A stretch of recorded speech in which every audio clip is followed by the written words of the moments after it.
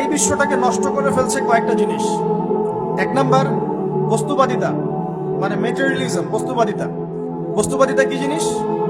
মানুষের জীবনের লক্ষ্য এই দুনিয়াকে করে নেওয়া, বাড়ি গাড়ি টাকা পয়সা স্ট্যাটাস।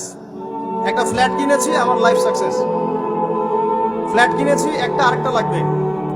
কবে আমি এই সিটির একটা ফ্ল্যাটের মালিক হব, কবে আমি একটা বিল্ডিং এর মালিক হব, কবে আমি একটা ভালো জব পাবো, কবে আমি একটা বড় গাড়ি কিনবো। এক্স করোলা কিনেছি, চলছে না, বিএমডাব্লিউ লাগবে। বাজাজ সিটি 100 গাড়ি চালাচ্ছি, চলবে না, আমার কি লাগবে? R15 লাগবে। একটা ব্যবসা খুলেছি, ভালোই চলছে, না হচ্ছে না, আরেকটা লাগবে। একটা প্রজেক্ট চলছে না, আরেকটা লাগবে। এতটুকু ক্ষমতা পেয়েছি, আমি সন্তুষ্ট হচ্ছি না, আরো লাগবে।